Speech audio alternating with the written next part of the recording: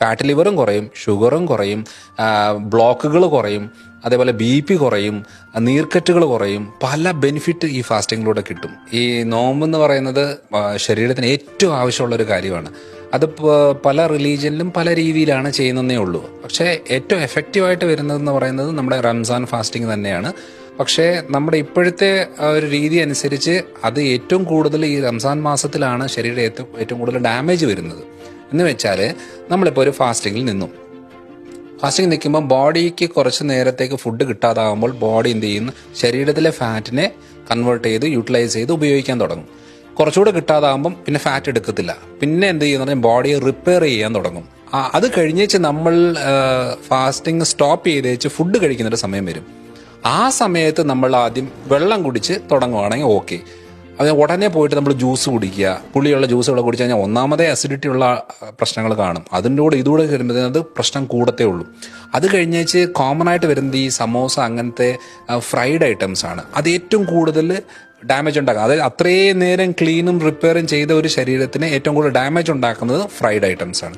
അപ്പം നമ്മൾ ആദ്യം വെള്ളം കുടിച്ച് പിന്നെ കുറച്ച് ചെറിയ ഇതുള്ള ഡ്രൈ ഫ്രൂട്ട്സോ കാര്യങ്ങളൊക്കെ കഴിച്ചേച്ച് പിന്നെ കുറച്ച് ഗ്യാപ്പ് വെച്ചേച്ച് അത് കഴിഞ്ഞേച്ച് നമ്മൾ നോർമൽ ഫുഡിൻ്റെ രീതികൾ, ഫ്രൂട്ട്സ് നമ്മളെ തണ്ണിമത്തൻ രീതിയിലുള്ള, അതായത് അധികം പുളി ഇല്ലാത്ത ടൈപ്പ് ഫ്രൂട്ട്സ് ആയിരിക്കും കുറച്ചുകൂടെ ബെറ്റർ ഓപ്ഷൻ. പപ്പായ നല്ലൊരു ഓപ്ഷനാണ്, ഈന്തപ്പഴം നല്ലൊരു ഓപ്ഷനാണ്. നോമ്പ് തീർന്നേച്ച് ഈ ഒരു അളവിൽ ഇതിൻ്റെ അല്ലാതെ നമ്മൾ കുറേ കാര്യങ്ങൾ കയറുമ്പോൾ അതിനകത്ത് ബേക്കറി സാധനങ്ങളും ഫ്രൈഡ് ഐറ്റംസും എല്ലാം വന്ന് കയറുമ്പം മുക്കി കോരി എടുക്കുന്ന സാധനങ്ങൾ കയറുമ്പം ആ ഉദ്ദേശശുദ്ധി നഷ്ടപ്പെടും. അതായത് എന്തിനാണ് നമ്മൾ ആ ഫാസ്റ്റിംഗ് ചെയ്യുന്നത് അതിൻ്റെ ഇത് നഷ്ടപ്പെട്ട് കഴിയുമ്പോൾ ഏറ്റവും കൂടുതൽ ഡാമേജ് വരുന്നത്, ഏറ്റവും കൂടുതൽ ആളുകൾക്ക് അസിഡിറ്റി പ്രശ്നം കൂടുന്നത് ഫാസ്റ്റിംഗ് സമയത്താണ്.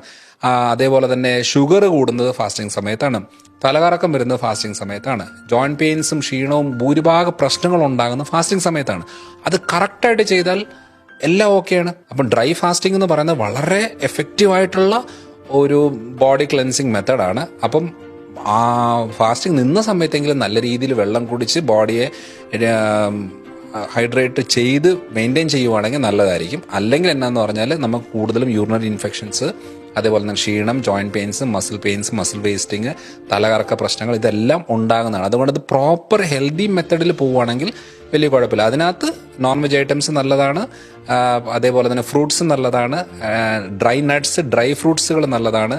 ഈ സമയത്ത് മധുരം ഒന്ന് മാറ്റി വെച്ച് കഴിഞ്ഞാൽ ഫാറ്റ് ലിവറും കുറയും, ഷുഗറും കുറയും, ബ്ലോക്കുകൾ കുറയും, അതേപോലെ BP കുറയും, നീർക്കെട്ടുകൾ കുറയും. പല ബെനിഫിറ്റ് ഈ ഫാസ്റ്റിങ്ങിലൂടെ കിട്ടും. ആ ഒരു ഡയറ്റ് ഒന്ന് പ്രോപ്പർ മെയിൻറ്റെയിൻ ചെയ്തിട്ട് പോവുകയാണെങ്കിൽ ഏറ്റവും നല്ലതായിരിക്കും.